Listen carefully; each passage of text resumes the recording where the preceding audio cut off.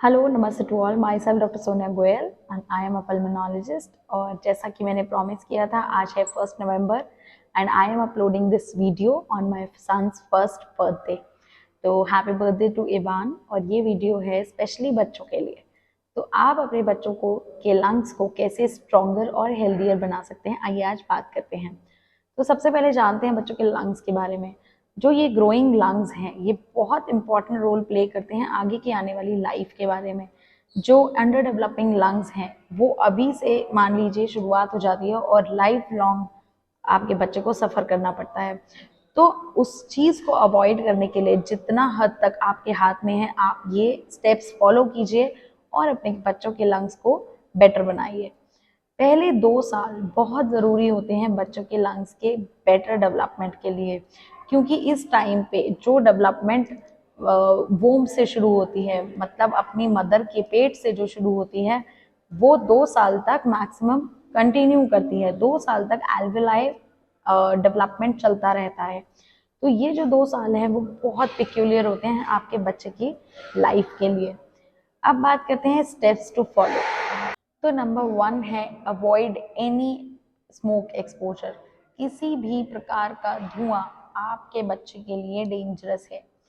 सबसे पहले तो स्मोकिंग सभी के लिए डेंजरस है, पर अगर आप स्मोकिंग करते हैं और आप उसे क्विट नहीं कर पा रहे हैं, सबसे पहले बात करेंगे पैसिव स्मोकिंग की। अगर आप घर पे स्मोक कर रहे हैं या आपके आसपास बच्चा है और आप स्मोक कर रहे हैं, तो वो baby is second hand smoker और पैसिव स्मोकर। मतलब आप जो आपका जो सिगरेट है या बीड़ी है जो भी जल रहा है, उसकी जो धुआं है वो बच्चे को भी इफेक्ट कर रहा है। सेकंड, जो आप ब्रीद आउट कर रहे हैं, वो धुआं भी बच्चे को और वो पार्टिकल्स भी बच्चे को इम्पैक्ट करता है।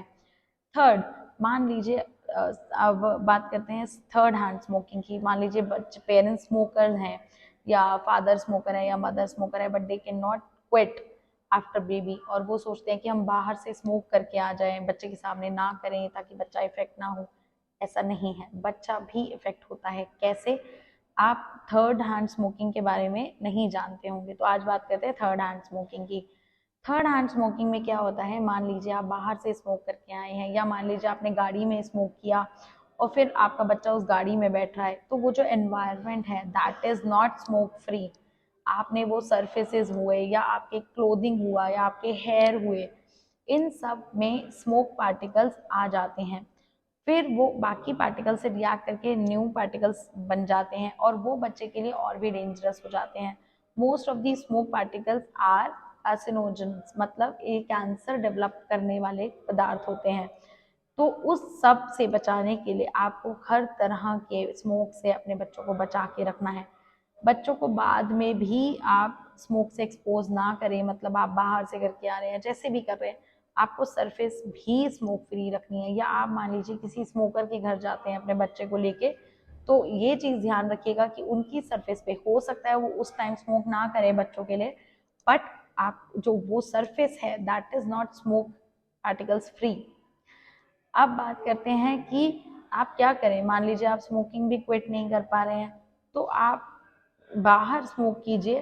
पहली बात तो मैं किसी भी प्रकार के स्मोक को सपोर्ट नहीं करती हूँ, बट अगर आप आज बात कर रहे हैं हम बच्चों के लंग्स बचाने के लिए, तो अगर आपको स्मोक करना ही है, आप किसी की बात नहीं मान सकते, आप नहीं क्विट कर पा रहे हैं, तो आप स्मोक बाहर कर सकते हैं। लेकिन आपको घर आने से पहले, बच्चों उसके कांटेक्ट में आने से पहले अपने कपड़े चेंज करने हैं। वो जो सारी सरफेसेस हैं जो बच्चे के कांटेक्ट में आ सकती हैं, उनको सबको बच्चों से दूर करना है।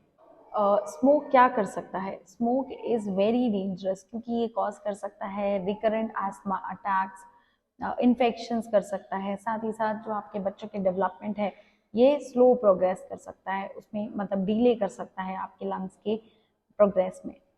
अब बात करते हैं कि जो पोल्यूशन एरिया है, मतलब अभी तो हमने स्मोक की बात करी, अब आपको पोल्यूशन की बताते हैं। पोल्यूशन भी बच्चों के लिए बहुत डेंजरस है और पोल्यूशन आपको जितना हो सके उतना अवॉइड करना है। मान लीजिए आप मेट्रो सिटीज़ में रहते हैं या इंडस्ट्रियल एरिया में रहते हैं, चाहे वो ट्रैफिक का पोल्यूशन है चाहे वो फैक्ट्रीज का पोल्यूशन है, तो ये सभी आपको अवॉइड करने हैं अपने बच्चे के लिए स्पेशली।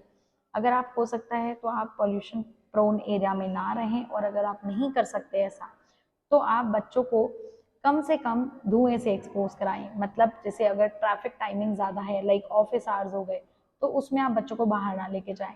अगर मान लीजिए कोई फैक्ट्री है, कोई हाई फर्नेसेस फैक्ट्री है या कुछ है, आप वहाँ पे बच्चों को ना लेके जाएं। तो आपको ये सब माइंड में, दिमाग में रखनी है चीज़ें। अब बात करते हैं, अगर मान लीजिए बच्चा बाहर जा भी रहा है, तो आप फेस मास्क का इस्तेमाल कर सकते हैं। बच्चे को फेस मास्क दे दीजिए ताकि फिल्टर्ड एयर जाए। दूसरा, आप अपने घर में इन्वेस्ट कीजिए एक अच्छे प्योरीफायर में। जो एयर प्योरीफायर हैं, एयर फिल्टर्स हैं, आप वो लगवा सकते हैं, ताकि जो बच्चे अगर घर पे जो एयर इनहेल कर रहा है वो एटलीस्ट प्योर हो। So now health hygiene practice की बात करते हैं। आपको अपने अंदर भी ये चेंजेस लाने चाहिए, और आपको ही देखकर आपका बच्चा मोटिवेट होता है और वो नई चीज़ें सीखता है। अगर आप उसे गलत एग्जाम्पल देंगे तो वो गलत चीज़ सीखेगा। अगर आप वही चीज़ उसके सामने करेंगे और वो अच्छी होगी उसके बेनिफिट के लिए या उसके हेल्थ के लिए, तो वो ही सीखेगा। जैसे रेगुलर हैंड वॉश। आप खाना खाते हैं या बच्चे को खाना खिलाते हैं या बच्चा खुद खाना खा रहा है, तो आप उसे सिखाइए कि उसे हैंड वॉश करना है। मान लीजिए वो बाहर से अंदर आया है, घर में खेल कर आया है, तो उसको हैंड वॉश प्रैक्टिस कराना है।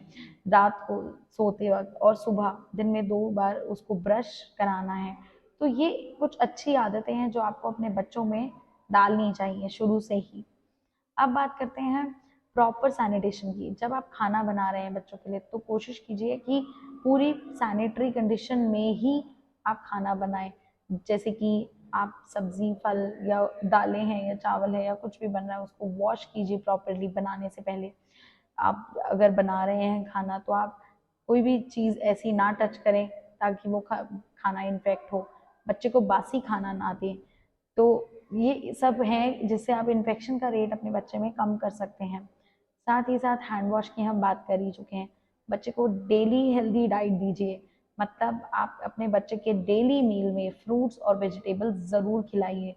एंटीऑक्सीडेंट रिच फूड जितना हो सके, लंग्स के लिए सुपर फूड होता है एंटीऑक्सीडेंट रिच फूड, जो कि मैं एक अपनी वीडियो ऑलरेडी पोस्ट कर चुकी हूँ एंटीऑक्सीडेंट रिच डाइट के बारे में, आप उसे फॉलो कर सकते हैं। तो ये सभी हेल्थ हाइजीन प्रैक्टिस है जो आपको करना चाहिए डेली रूटीन में। इसके साथ ही आपको प्रॉपर स्लीप देनी है बच्चे को। एक peaceful sleep is a must for babies development. बच्चों के लिए, टोडलर्स के लिए 11 से 14 घंटे की स्लीप आवश्यक है। साथ ही साथ जो स्कूल गोइंग बच्चे हैं उनके लिए 9 से 11 घंटे की स्लीप बहुत ज़रूरी है। अब बात करते हैं फिजिकल एक्टिविटी। बच्चे को डेली फिजिकल एक्टिविटी में इन्वॉल्व कीजिए। आप बच्चे के साथ खेलिए, उसे डेली पार्क लेके जाइए और बाकी बच्चों से मिलवाइए ताकि बच्चा इंटरेक्ट करे, बच्चा प्लेफुल हो।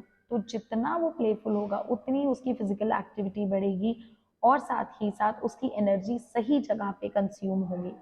इस फिजिकल एक्टिविटी में इन्वॉल्व करने का पर्पस है लंग का डेवलपमेंट भी इससे बहुत बेटर होता है। क्यों?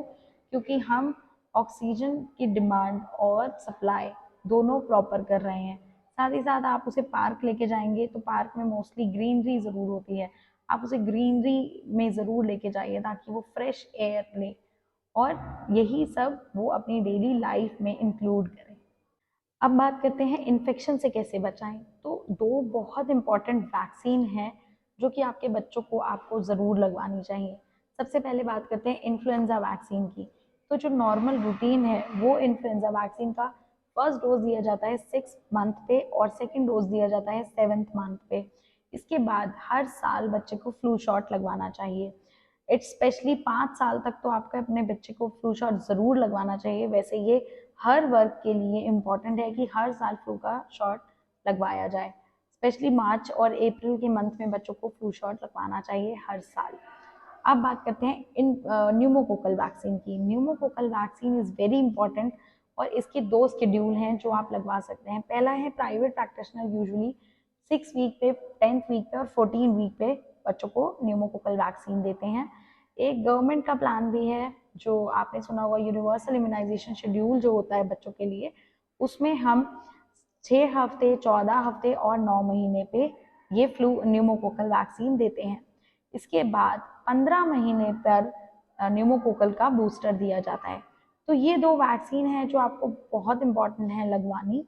साथ ही साथ इसके साथ आप एक और काम करें, जब भी फ्लू का सीजन है, आपको लग रहा है मौसम चेंज हो रहा है, इन्फेक्शन, वायरल इन्फेक्शन ज़्यादा बढ़ रहे हैं, तो आप उस टाइम अपने बच्चे को क्राउड अवॉइड करें, जैसे कि मॉल हो गया, या अभी फेस्टिव सीजन चल रहा है तो मार्केट्स में बहुत भीड़ है, दशहरा मेला हो गया या और कोई भी मेला है, या तो आप वो बच्चों को अवॉइड कीजिए कि बच्चे उसमें ना जाएं.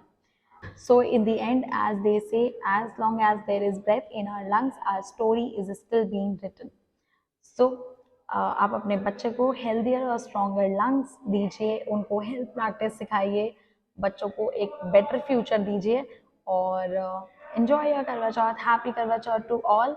And I am excited. Let me enjoy my baby's birthday too.